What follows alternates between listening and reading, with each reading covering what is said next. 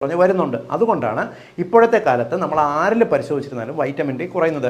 വെയിൽ കൊള്ളുമ്പോഴാണ് നമുക്ക് ഈ വൈറ്റമിൻ ഡി കിട്ടുന്നത്. എന്നാൽ നിങ്ങൾക്ക് വൈറ്റമിൻ ഡി കുറവാണെങ്കിൽ കുട്ടികൾക്കാണെങ്കിലും മുതിർന്നവർക്കാണെങ്കിലും ആദ്യം ശരീരം കാണിക്കുന്ന 8 ലക്ഷണങ്ങൾ ഞാൻ വിശദീകരിക്കാം.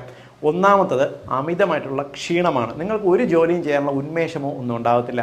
രണ്ടാമത്തത് ഉറക്കക്കുറവാണ്. നിങ്ങൾക്ക് ഉറങ്ങണമെന്ന് ആഗ്രഹമുണ്ട്, പക്ഷേ തിരിഞ്ഞും മറിഞ്ഞും കിടക്കുന്ന ഒരവസ്ഥ വരും. മൂന്നാമത്തത് ശരീരം വേദന, പ്രത്യേകിച്ച് എല്ലുകളിൽ വരുന്ന വേദന, ശരീരം കഴപ്പ്. നാലാമത്തെ ലക്ഷണം എന്ന് പറയുന്നത് അമിതമായിട്ടുള്ള ദേഷ്യം, അമിതമായിട്ട് സങ്കടം, ഒരു ഡിപ്രഷൻ്റെ ലക്ഷണം കാണിക്കും. ആറാമത്തത് മുടി പൊഴിച്ചിലാണ്, പ്രത്യേകിച്ച് കാരണമൊന്നുമില്ലാതെ മുടി ഇടയ്ക്കിടയ്ക്ക് പൊഴിയുന്നതാണ്. ഏഴാമത്തെ ലക്ഷണം എന്ന് പറയുന്നത് നിങ്ങളുടെ മസിലുകൾക്ക് വരുന്ന വീക്ക്നെസ്, മസിലുകൾക്ക് ഒരു കാര്യവും ചെയ്യാനുള്ള ശക്തിയില്ലായ്മ ഫീൽ ചെയ്യും. എട്ടാമത്തെ ലക്ഷണം എന്ന് പറയുന്നത് ഇടയ്ക്കിടയ്ക്ക് പിടിപെടുന്ന രോഗങ്ങൾ, പ്രത്യേകിച്ച് കാരണമൊന്നുമില്ലാതെ ഇടയ്ക്കിടയ്ക്ക് നിങ്ങൾക്ക് പലതരത്തിലുള്ള രോഗങ്ങൾ വന്നുകൊണ്ടിരിക്കുന്നുവെങ്കിൽ ഡെഫിനറ്റ്ലി വൈറ്റമിൻ ഡി പരിശോധിക്കണം. ഈ 8 ലക്ഷണങ്ങളിൽ ഏതെങ്കിലും 5 എണ്ണം ഒരാൾ കാണുകയാണെങ്കിൽ ഉടൻ പോയി രക്തപരിശോധന നടത്തണം.